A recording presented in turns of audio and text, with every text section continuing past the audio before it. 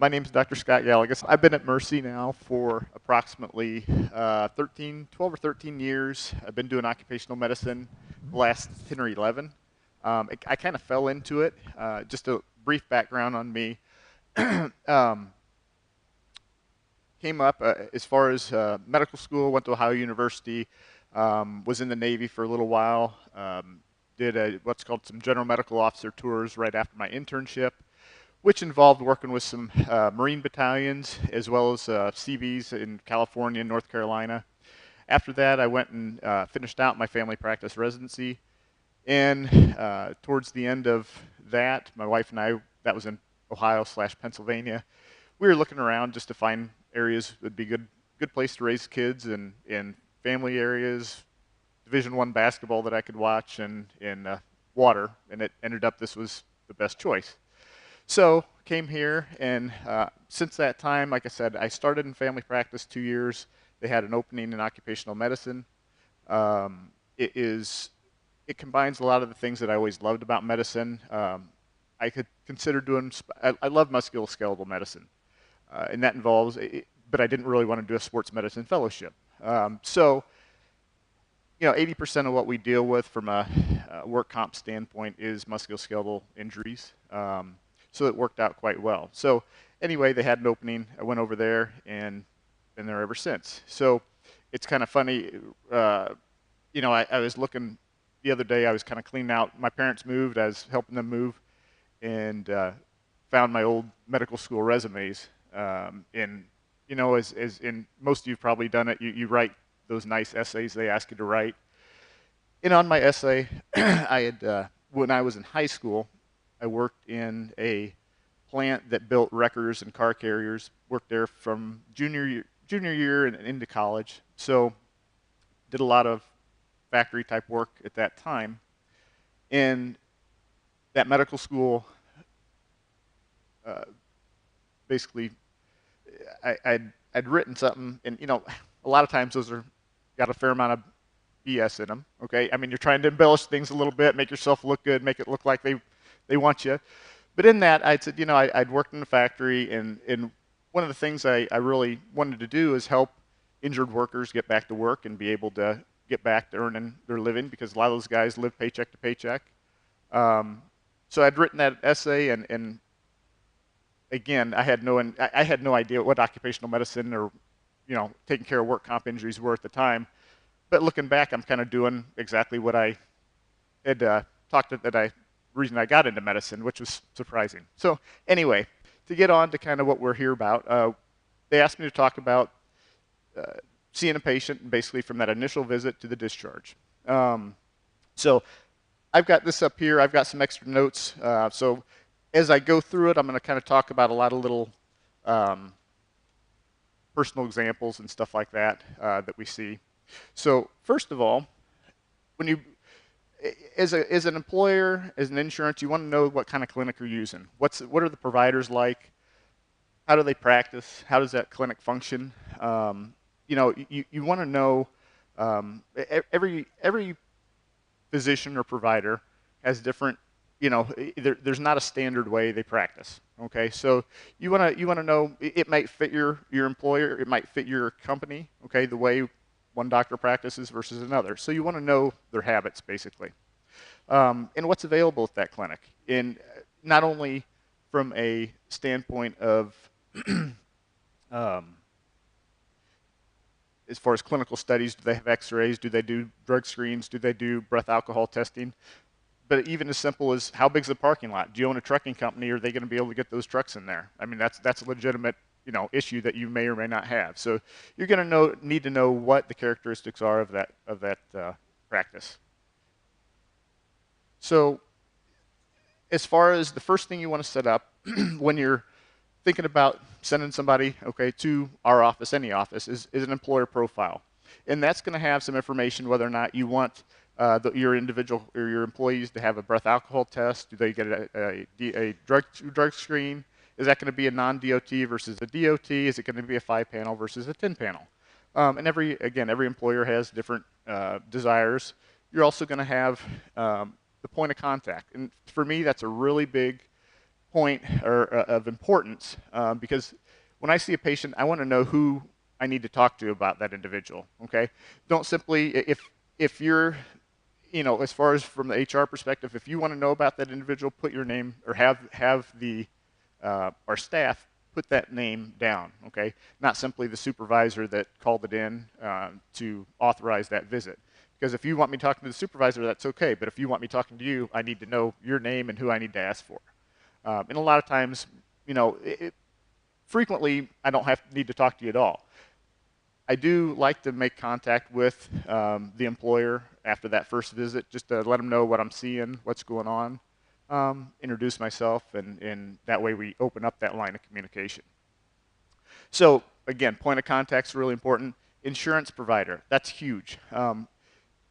If it gets to the point where we're going to need to order any kind of testing or anything like that, we're going to need that insurance provider information. And what I find a lot, and it seems like it's happening more frequently lately, is if we do need to get an MRI or need to get physical therapy, we don't have that access. When we call that point of contact, we may get through, we may not. We might not hear from them for a couple weeks, and that employee's just hanging out there, and that case is just stalling. So the quicker you get that case turned into your insurance, and the quicker you're to get that information to us, the quicker we can get that employee hopefully better.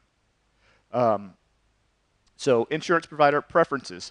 Every company's you may have never had a work comp case, which is great if you haven't, but you may have had a bunch, and you may have preferences. Do you have light duty available?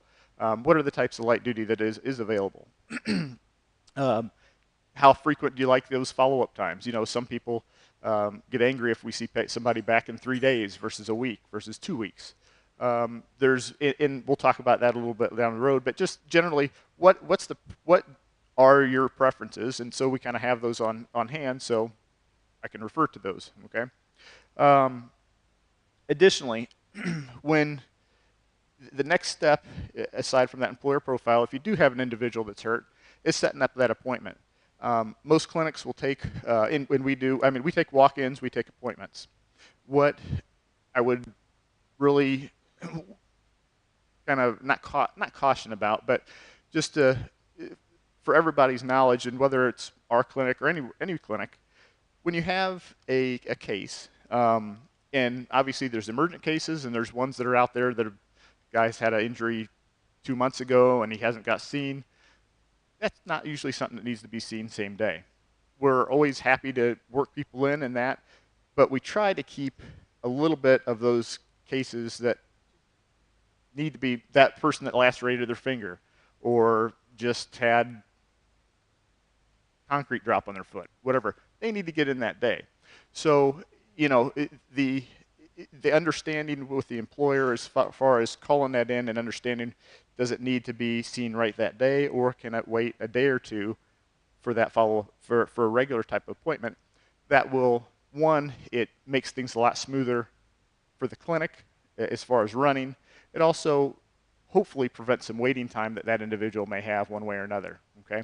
That being said, it's part of our work of what we do is kind of like urgent care work, and there's always walk-ins, and walk-ins are always, readily taken. So that's one aspect of setting up an appointment versus walk-ins, and you'll always talk to the receptionist about what's needed.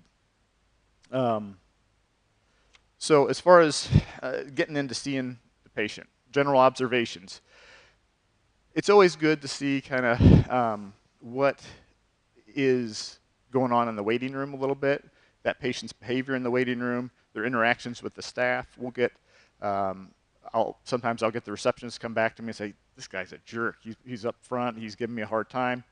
Okay, we take everything in consideration when we're getting ready to see a patient.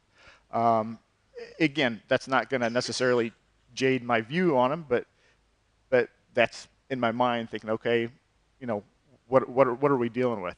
Nursing observations. What's the nurse see when that individual walks down the hallway? Okay, are they limping a lot? Normal gait? Are they wincing? Are they, I had an individual the other day, and I'm going to throw a lot of different examples out, hopefully not too much and not boring people, but in the afternoons, generally at lunchtime, I work out, okay? And that workout area is right in front of our parking lot. And I saw a lady that you get frequent flyers. Sometimes you see, I know people that I've seen on and off for 10 years, which shouldn't really be the case with what I do, but it is. It's almost like family practice sometimes. So I see this lady walking in. I've seen her through different employers, and she's walking absolutely fine, a little bit slower. Our nurse tells me as she's bringing her back, I'm like, how's this lady doing today? Well, she's really having a hard time getting back in the exam room. Well, that's totally different when she was walking out in the parking lot when I saw her. So that raises a red flag right there. Not to say that she didn't have a legitimate injury, okay? Because she did. I mean, if she had bruising on her knee, she has an abrasion on the knee. There was an injury that happened, but there's something else playing a little bit of part there. And sometimes, you have to kind of read people a little bit. It's not necessarily they come in and they may have some pain behavior when they come in. It may not be that they're faking, okay? It may be that they're trying to embellish their symptoms to make sure they're hurt, even though, maybe it's not as serious as they're presenting, but they've got an issue and they want to relay that to you. So everybody's kind of observations before I get into that room are important. So next, when you talk about, let me go to my next slide here. Like I said, I've got a little information on that I want to make sure I get to the points. General observations. See, I forgot my glasses too. This is bad. Pre-visit conversations. I think is that where I'm next? Okay. So as far as talking with, we won't worry about that.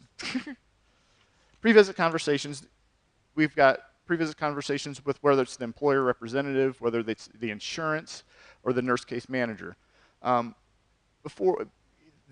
me, these are real important. If you have concerns with an individual, perhaps the way they were hurt, these are all things that need to be, are better if they're conveyed to me so I know those concerns going in. Doesn't mean that I'm necessarily going to deny the case by any means, but it's something to keep in mind as we are seeing that individual. From a nurse case manager standpoint, a lot of times a nurse case manager will attach onto a case as an individual is going through. Sometimes it'll be right in the middle of the case, sometimes at the very beginning. These individuals, I do like to try to talk to people before. If a nurse case manager is on a case, a lot of times that means, okay, there's a red flag going up. Not necessarily. Sometimes it can be a chronic case, but I see it a lot if there's potential issues going on. And generally, I like to talk with these people before the exam. What are their concerns? What are they seeing? Has the employer seen something? What's going on? Why are you needed, basically? So that always helps. So the problem is those pre-visit conversations are nice to have, obviously, before, because when you get to the exam, once that nurse case manager is and employees in the room and I'm in the room, sometimes it's hard to bring about some of those conversations that I really need to have. And whether it's good or bad, I like to plan ahead of time. I'm one that goes, in the mornings I'll go through my schedule and look at each patient, and I like to have a game plan. I know this patient. I know that they've been in therapy for a week. They should be starting to get better. What am I going to do now? So it's just kind of the way I practice and the way where I am. I like to know what I'm going to do, or at least an idea.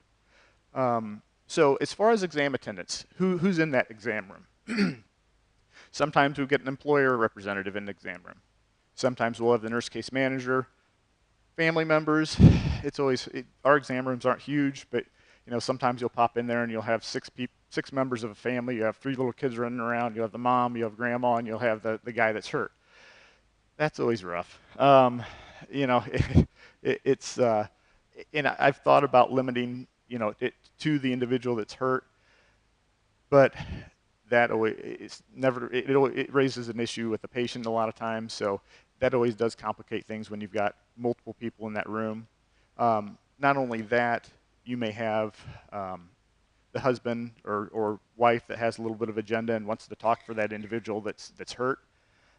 Sometimes you have to, I've had to shut them up and say, listen, appreciate what you're saying, but I really don't want to talk to you. I need to talk to the person that's hurt. I hear what you're saying, but that's great. I need this individual to do the speaking for it. I've had, you know, you walk in one patient I had, the boyfriend was sitting in the chair and he was sitting back like this and just looking straight at me as I'm talking to the individual. And I'm not acknowledging him at all, but I know the guy, you know, he wouldn't, he's trying, you could obviously tell he's trying to intimidate you just by staring you down. So finally I looked over to him. I said, you know, I said, if you have an issue, that's fine, but I really don't want to talk to you. You can leave. So he stayed there. He got a little bit more friendly. But as the case goes down the road, I really, what I believe his intentions were as we're going down there is he was kind of filling her head to try to get pain medications. There's lots of interesting things he encounters. You see these people. One thing to touch base on is employer representatives in the exam room. There are some occasions where I would say maybe 5% of cases where we'll have an employer, the HR person, the safety manager, whatever, that wants to attend that visit and does attend the visit with the patient. That sometimes is seamless and doesn't cause any issues. Other times, it causes a lot of problems. And it all depends on the relationship of that employer representative with their employees. I had one employer that has a great relationship with their employees, and is there, and they cutting up as you go in. That, you know, and there's a lot of support between the two. This lady eventually moved on, and she had another individual that replaced her. This lady did not have such a good good repertoire with her injured workers, and to the point where I came in 2 different times to the room, or these rooms, and basically I had the injured individual had moved the seat and was facing directly toward the wall as to avoid any contact with the other individual over here. And I mean, you get nowhere in those cases. So if you are an employer that wants to go in the exam room, that's absolutely fine. But what I would encourage you is to try to keep a good relationship with that employee. It's going to make things go a lot smoother. That's not always possible, but there were a lot of cases that were legitimate cases. That there were good people, and not necessarily questionable cases. And again, she had set off a bad vibe and a bad relationship with the employee, and it doesn't work good. That being said, it's not, again, there's nothing saying that you can't be in there with the employee. Just try to establish that initial good relationship. Lastly, legal representatives. I've had a couple. Now, in my exams, I've never had to have a lawyer sitting in there with the employee during an exam. I've had a few times where they've said, "Well, my lawyer would like to come with me." I'm like, "No, it's not going to happen." You know, that's just not. We're not doing that. And other times we've had where they've wanted to tape the conversations. My lawyer wants to know what's going on. I said, "That's fine, but again, we're not taping not taping the conversation. You can relate to them what's going on." And with cell phones and everything like that, invariably, you know, you're going to get cases where you're being taped and stuff like that, and it's going to happen. It's not that big, you know. You can't really necessarily do anything with it. It's there, but not that it's more of a legal issue. But you know, I'm not going to necessarily. I'm upfront with these people, and I'm not going to impugn myself by any means by anything I say. So anyway, that's kind of just some bits on exam attendance. So as far as you're seeing the individual patient, that initial interpretation, what's the patient's appearance, the emotional state? Are they tearful? Are they very happy coming in there, pleasant? Posturing, are they favoring one side versus another when they're sitting there? Individual with back pain, are they only able to sit on one cheek versus another cheek, okay, to take pressure off the butt and off the back? Movements. I had an individual the other day who was complaining of extreme shoulder pain. And walk in the room, she's in her jacket, saying, you know, it's just she can't move it. And I said, well, let's take your jacket off and have her take a look. Well, she takes that jacket off and puts it on the side. So okay, but then we go to her exam, and you know, I start to move her arm, and she's wincing, and so you've got to take some of that into consideration. And again, not to say that it's not necessarily that she's faking the injury, but It may be simply the fact she wants you to know she's hurting. Okay, so you have to try to distinguish it. So, you know, you will see a lot of pain behavior. In everybody's different. One of the common, I think in work comp, it's funny. I've never had so many people tell me what a high pain tolerance they have. You know, you always get these individuals that'll come in and they're wincing and moving around. Well, you know, I really usually don't need any hydrocodone or anything like that. I usually have a really high pain tolerance, and if the individuals only knew how many times you hear that, they wouldn't say it. So those are things that we're looking for on initial presentation. Again, you're just kind of wanting to screen the individual, see what's going on. Next, we talk about history, okay? And as far as history goes, you know, is the reported region of injury consistent with the history that the employer has given you, potentially with what the patient is saying was the mechanism of injury? You know, that's a big point. The first thing is checking that mechanism of injury. What's the position of employment? What do they do? Are they doing clerical duties? Or are they factory work? Are they in line production? That takes that's a big part of what we're looking at. How long have they been working there? I had an individual that came in complaining of a lot of carpal tunnel symptoms, numbness, tingling, and they were working as a mechanic. They'd only been there 3 days. You know, it doesn't happen that fast. Now, they may have legitimately had carpal tunnel, but you know, you've got to take in all those considerations, how long they've been there. Prior injuries, have they had prior surgeries? And again, had an individual with a shoulder injury that came in part of our we have electronic medical records, so anytime they've been in the Mercy system, we can see kind of what's going on with those individuals. And I see shoulder pain, shoulder pain, shoulder pain, shoulder pain. And in the guy's history, he's had no history of shoulder pain. So obviously that raises a red flag. So you have to kind of walk around that. Obviously, we question them as to whether or not, you know, hey, I'm going through your chart here. It says you've been, you know, treated for the shoulder. Some will still deny it. I'll show them up here. Okay, look, this is where it says you had shoulder injury, and then eventually they will come through. But you know, that's one thing we need to see on history. Have they had prior injuries or not?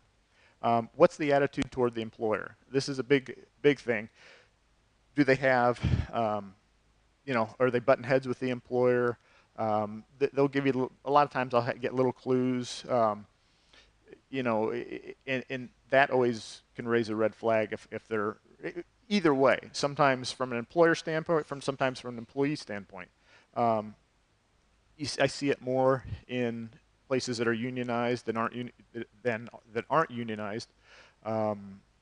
We'll see, but at the same time, I had a guy with a shoulder injury, massive rotator cuff tear, was going to need surgery. A week later, he also mentioned to me about a hernia that he thinks he developed, but at the same time, the guy says, you know, I've already got this shoulder injury. I really don't want to claim this through work comp. I'm already putting the employer through this much with my shoulder injury. I'm like, well, that's up to you what you want to do. But I mean, you've got both sides. So please don't take, as we're talking about these things, that every employee is a suspect. You know, I mean, 80 to 90% of what we see are legitimate injuries, and that employee wants to get back to work, and you know, everything's legitimate. It's that 10 to 15% that sometimes can ruin it for everybody. But and the other things, how long have these complaints been going on for? A week, a month. I've got some places that will hold on to cases, and you know, for months before they'll send them in to me. Really, I would go against that. It creates a lot of issues. So that's some issues on history. Other aspects of history that we want to know about, obviously past medical history. Past medical history involving not only issues with the potential joint or shoulder, elbow, they may have, but also, do they have chronic medical problems, rheumatoid arthritis? Do they have thyroid disease? Do they have diabetes?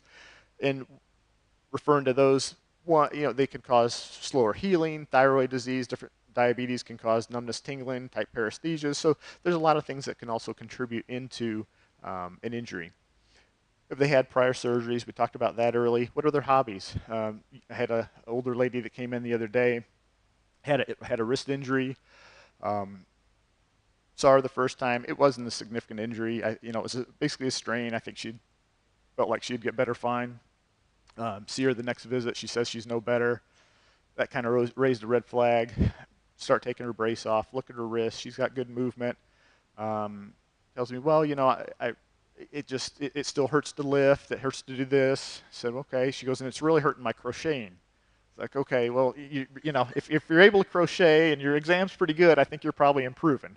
And you can eventually draw out of them, yeah, I am getting better, I'm not getting better. Outside employment, do they have a second job? There's a lot of cases out there that the individual is working a second job, or they'll say, do these restrictions that I'm on right now apply for my other job? Well, it raises a red flag, but it also, you have to keep that in mind as you're continuing to see the individual, because are they doing that other job, and is it delaying the healing process of the current injury that you're treating? So these are all things in the history that you're taking into account. Okay. So now, actually finally getting to the basic medical school evaluation part, as far as the history of that individual, you're going to see where they're having pain, what's the quality of the pain, how intense is it, the radiation, is it moving down the arm, is it moving down the leg, what makes it worse, what makes it better, does that coincide again with what they have, or what I think that diagnosis is. And also, you get an idea, again, we talk about the quality and intensity of the pain. You get a lot of people that say, again, 0, no pain, 10, severe pain, and they'll walk right in. Well, where's your pain at today? It's 8 out of 10. Just stand there. You really sure it's 8 out of 10? I mean, that to me, that's pretty severe pain, and they're moving fine and not wincing. And so, you take those basic things in as you're taking their history. As far as further things in the history, findings in electronic medical records. Like I went back to you a little bit ago about the shoulder injury. As I'm going through, this guy claims, again, never hurt his shoulder at all, never any shoulder injuries. 2 weeks prior, he was in the urgent care for an injury with a different employer for a shoulder, and had been treated, and I'd seen he'd followed up 1 week later, still having symptoms, a little bit better, and then he joined or was employed by this changed employment. And a week after he had been employed, now he's complaining of shoulder issues. So obviously that's a major red flag. It's something that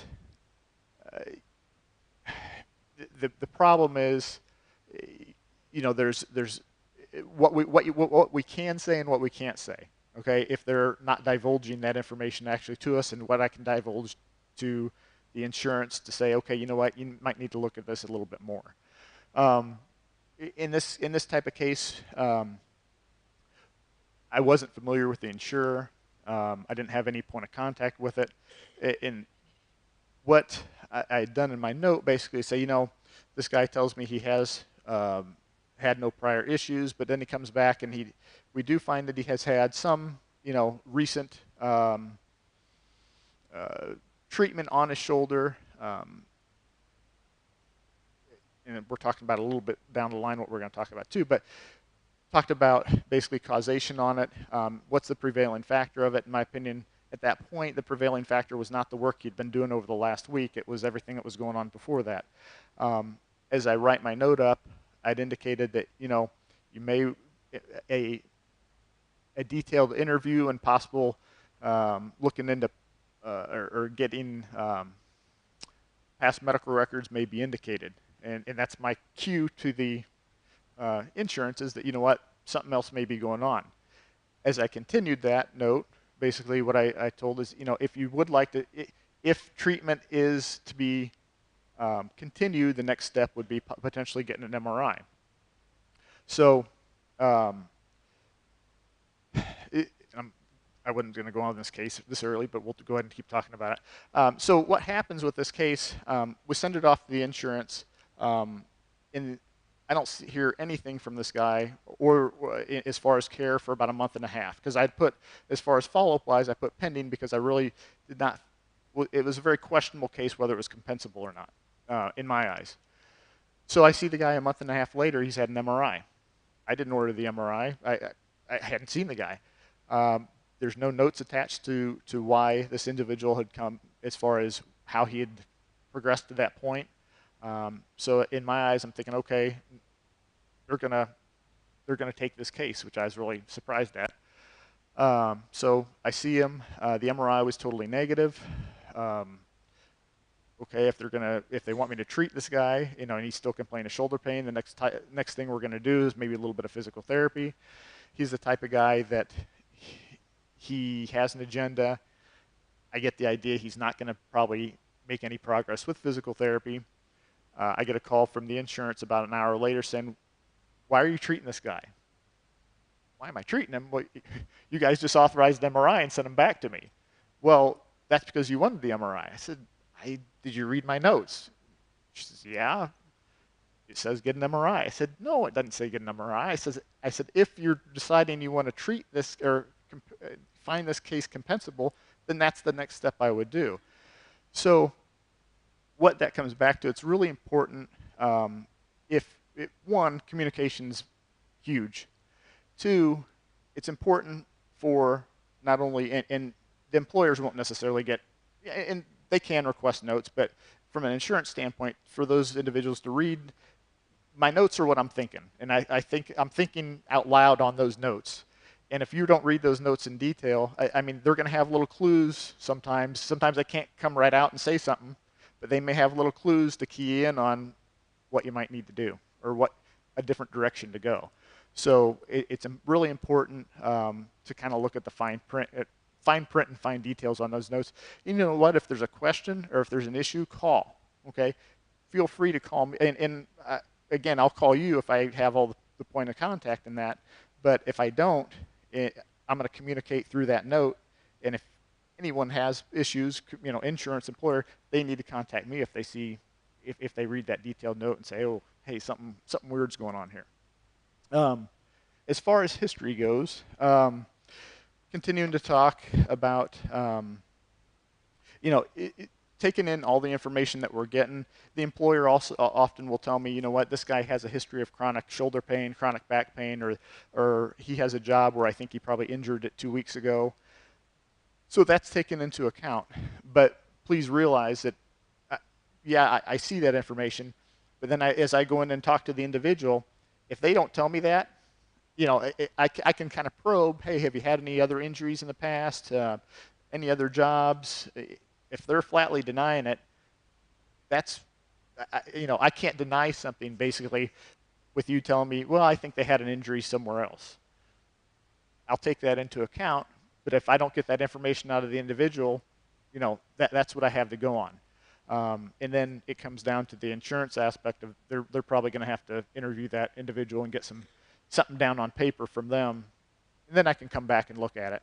But what the patient tells me is what the patient tells me. So, and again, that goes with, can you corroborate what's been said to you, or can't you? The importance of history, a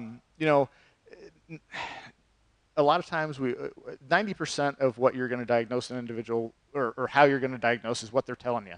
That's a lot of what goes into diagnosing. So that's key. There's also the internet. What I talk about when I say the internet factor, the internet, computers, phones, all the information out there definitely makes things more complicated. An individual can tell you, they can look up what they need to say, okay, to what's this injury, what kind of symptoms would I have with this injury. It's easy to fake an injury. It's easy to embellish things. All that information's out there on the internet, and it's readily there. So that can often complicate what you're doing and what you're finding from a historical aspect. As we talk about our exam, objective findings versus subjective complaints displayed. Okay, and what I mean by that is when we talk about objective findings in an exam, when I'm examining that individual, okay, they have tenderness on the elbow, they have decreased range of motion, maybe they have a positive what we call O'Brien's test, which is a test for a labral injury with the shoulder. Those are all your positive findings or potential findings on exam. And these are what we characterize as objective findings. They're stuff we're actually seeing, not just hearing from the individual saying. But over-reliance on objective findings, I get employers sometimes that, or insurances that are putting too much credence into the objective findings. And what I mean by that is, you know, when we say subjective complaints displayed, okay, if I have somebody move their arm and it's showing, okay, what's your range of motion? Can't do it any further? No. Okay. Well, yes, this is an objective finding, but it's also limited by what I mean, anybody can say, okay, I can lift my arm this far. Okay.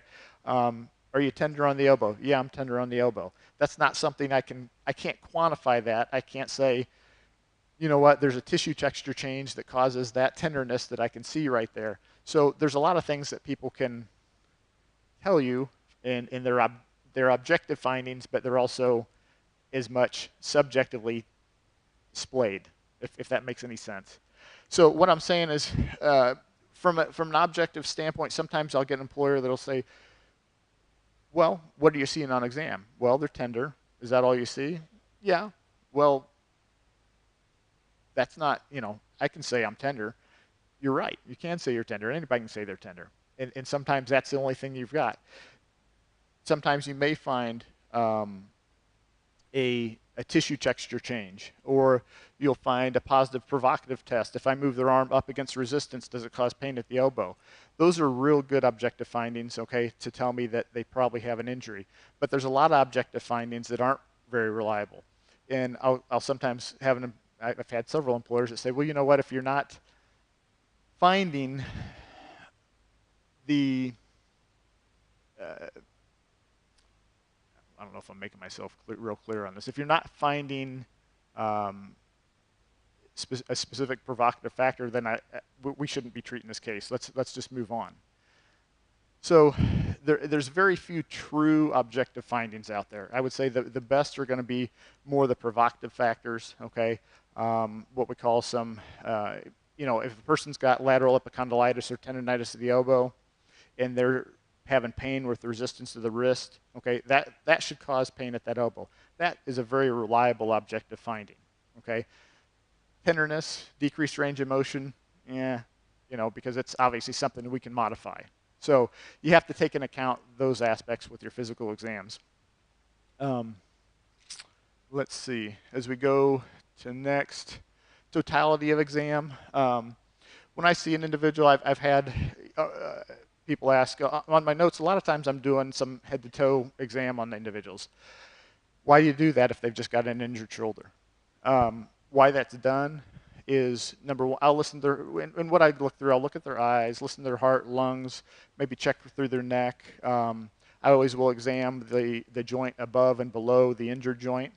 And why am I taking those things into account? One, it may have to do with a prescription that I may give them, okay? If they have some type of heart finding, okay, it might be contraindicated for me to give a particular prescription. Do I feel an enlarged thyroid that may be causing other potential symptoms in those extremities, okay?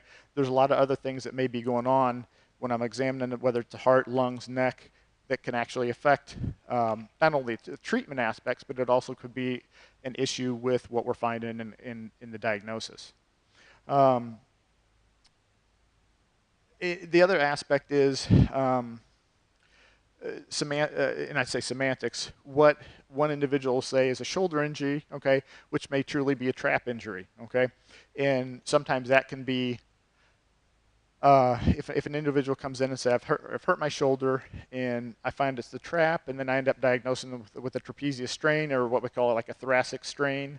That goes down on the notes, and the employer comes back and says, well, the guy hurt his shoulder, he didn't hurt his back. So there's things that we have to take into account. Sometimes one person's shoulder injury is another person's neck injury, and vice versa.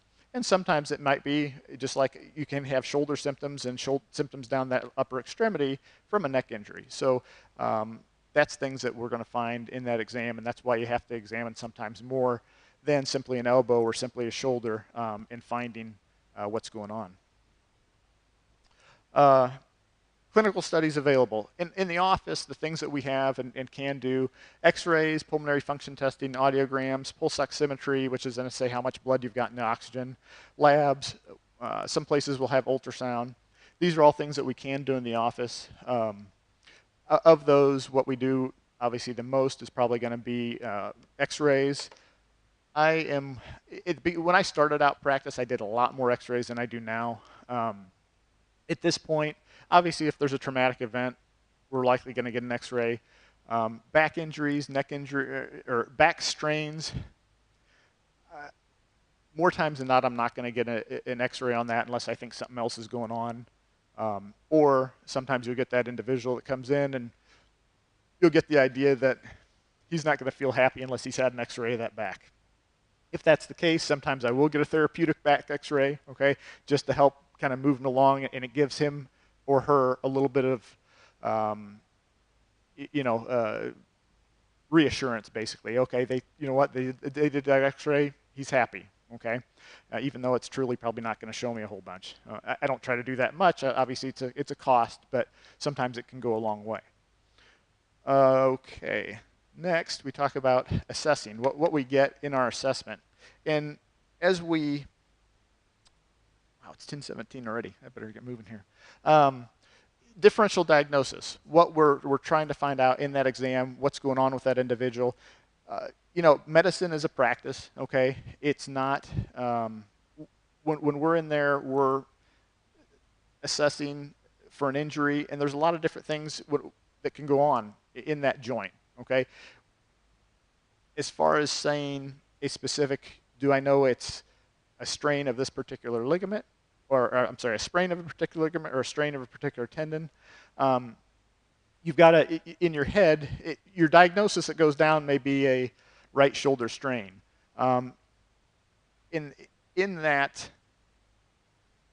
you may have several different things that you think could be going on: a labral tear, rotator cuff tear, ligament, glenohumeral ligament injury. Okay, so there's a lot of different things that may be in what's called your differential diagnosis, which is kind of what you develop as you see the individual for the assessment of what you think is going on.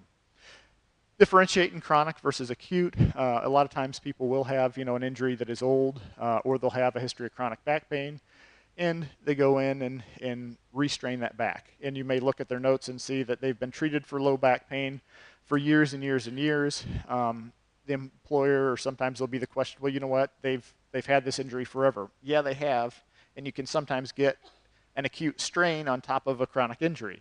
And in that case, now you're trying to get that person back to where their baseline is, and that's always hard because trying to assess, then you're really relying on their subjective history saying, okay, they're back to where they were before their injury. So that always, acute on chronic type injuries are always difficult. Generalities, sometimes it might be difficult to determine whether it's coming from the neck versus the shoulder. You might give it a real generic diagnosis, an upper body injury versus a lower body injury. If any hockey fans out there know that they do that a lot in the NHL world. Causation. So another, as we're going through, and all these things are going through my mind as I'm seeing an individual, one way or another. The next step is, after you've seen this individual and have an assessment of what you think's going on, is it related to work? Is it related to what they were doing? Was there an unusual stress or strain in the work-related environment by time or place of occurrence? Sometimes this is the case, sometimes it's not. Sometimes it's repetitive motion type of injuries that can cause it, that come on gradually, and that you have to identify the exact motion that individual is doing repeatedly to find, okay, and confirm that diagnosis. One thing that's not done enough, I think, in that you have to always keep in your mind, is constantly reassessing causation throughout the course of care. Okay, yeah, I'm seeing that initial visit. and I may be dealing with a strain. 2 weeks later, that individual may be a fair amount better, but still has a little bit of pain. Now, am I still dealing with that work-related injury, or am I dealing with residual arthritis he has at the base of his thumb? So you always have to constantly be reassessing whether it is work-related or not. It just can't be that initial assessment that, okay, this is my causation, and I forget about it the rest of the time. So that's something that always has to be, you have to be mindful of in as you're seeing a work comp case. Again, causation, basically the three categories are going to be work-related, non-work-related, and indeterminate. We live in a world that's, everybody wants stuff black and white, but unfortunately there's lots of gray. And in what we do, there is plenty of it. There are a lot of cases where something might not necessarily be real straightforward. I've gotten away from using indeterminate under that causation headline simply because if something is not real clear, what I'll basically do is in that causation statement, I'll explain it out. They've got this going on. It is possible that it may be work-related. However, there's potential it may not be. And I'll give my reasoning for it. In those cases, sometimes I'll leave it, to the insurance as far as whether they will decide or want to cover it or not. And different insurances are different in what they will cover. And oftentimes it does a lot better to simply explain things rather than just put a simple term, work-related or non-work-related. Plan, okay, so what we're going to do with that individual afterwards, obviously treatment-wise. More times than not, I'm pretty conservative in what I do initially. Again, we're dealing with a lot of type of musculoskeletal injuries. That treatment's going to be ice, heat, anti-inflammatories, trying to put them through some range of motion exercises. That's the basic treatment for that initial visit. And more times than not, I'm going to be pretty conservative initially. And then if they're not improving as the case goes on, then we may look at doing therapy or getting an MRI or a cortisone injection or whatnot. Recordability, obviously that's a big one. We're always thinking about recordability when we're seeing an individual. And, obviously once a patient gets to us, it's oftentimes hard to keep it non-recordable.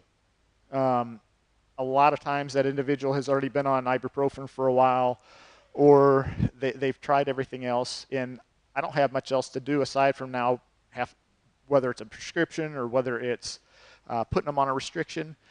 From the standpoint of treating musculoskeletal injuries, more times than not, whether I'm giving you a medication or we're prescribing therapy or doing whatever, if we put them in the right position to heal, the body's going to heal itself.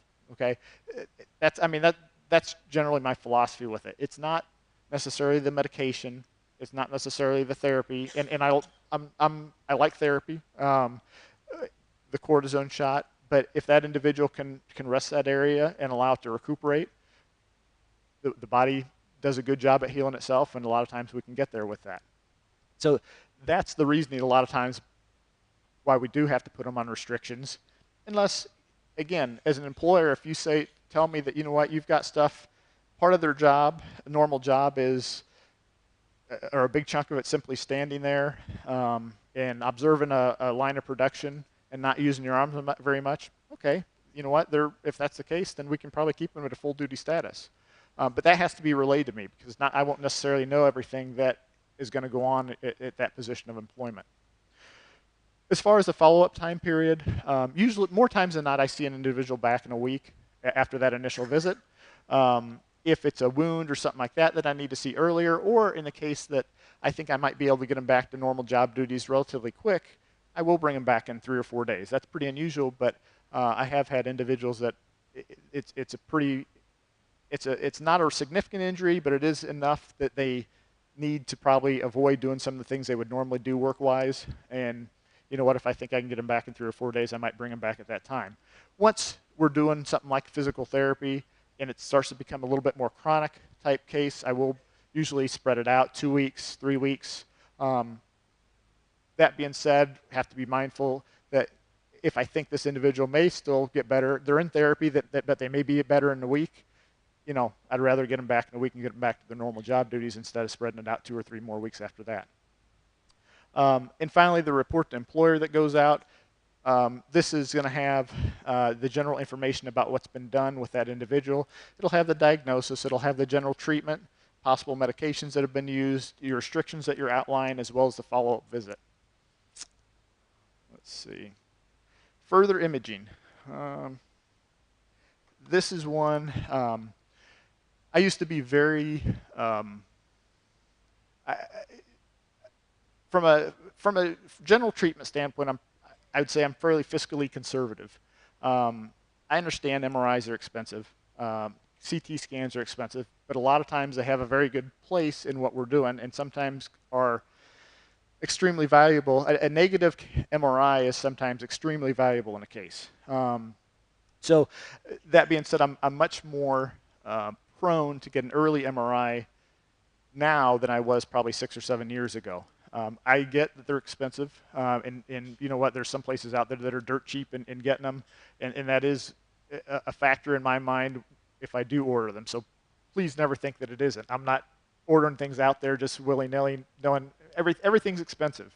Whether it's an MRI, whether it's physical therapy, whether it's paying for some medications, it's expensive out there, and that is a thought that goes through my head when I'm getting stuff. But like I said, sometimes if it's a no-brainer that you see this individual and you have a 90% suspicion that they tore their meniscus of the knee, I may give them a week to let it settle down. You know what? Maybe it is just a really bad sprain, and if I see that individual back and they're 20% better or 50% better, okay, you know what? I'll keep going that way. But if they're still having all the signs of a meniscal tear, I wouldn't give them much more time after a week. I'd say, you know what? Just get it, because instead of sometimes you get kickback as far as the employer or insurance saying, well, let's do some therapy first. Okay, but I really think that money's better off spent on that MRI. I mean, if you're going to spend $600 or $800 on six to 8 visits of physical therapy versus spending that $600 to $1,200, or it depends on how much the MRI is at different places. Obviously, it can be even more than that. But sometimes that's money better spent. Because if I find out, you know what, it is a knee sprain and it's not a meniscal tear, good chance I won't order any further therapy, and we're just that's going to change our course of treatment. And again, now you've got it might be a $1,200 bill for an MRI, but you don't have that on top of $600 of therapy as well. So that's a little bit of talking about just further imaging. Pitfalls of MRIs. I'm sorry, I'm probably getting close to being done here. One thing I want to say last, and I'll answer any questions. MRIs are great. They're great for as far as you get individuals that come in and say, you know what, I just want to know what's going on. I want to know what's wrong with me. An MRI might show that, it might not. But there's a lot of over-reliance out there in the general public on how good and how diagnostic an MRI is, especially when we get to cervical spine, low back injuries, and stuff like that. It's a pet peeve, but I absolutely hate doing MRIs for the low back, because more times than not what you're seeing is chronic stuff. But once you try to convince an individual that a bulging disc is not new, it's hard. MRIs of the shoulders and knees, very worthwhile. I will usually get those early in the course of care. MRIs of the back. If an individual has reproducible radicular symptoms, and that means signs of nerve impingement going down the arm or leg, that is a good indication to do that MRI earlier, okay? Otherwise, that MRI is going to be the very last thing I do generally for a back, because, again, you get a lot of things out there in that an individual can hang their pain on that's not necessarily causing that pain. Sorry, I went off on some tangents there and that. Hopefully it was somewhat informative for you all. If anybody has any questions, I'm happy to take them. I know that we've got to get to other things. I hang out here a little bit in the hallway if anybody wants to ask me anything. More than happy to talk. Oh, yeah. I was just going to ask if it's helpful for the employer to send like a job description with the injured employee so you know what their duties are? Absolutely. Yeah, that's always a good thing to have. Not only from that initial, and some are more descriptive than others. Sometimes getting that job description, it's also very nice when if they've had any kind of surgery or anything like that too, and hopefully they haven't. You don't have an individual like that, but knowing to what we need to get them back to baseline too. Not only with assessing what the injury is and if it's related to that work, but again, knowing what we have to get them to get back to their normal job duties. All right, well, thank you so much. We appreciate your time and your slides that you put together.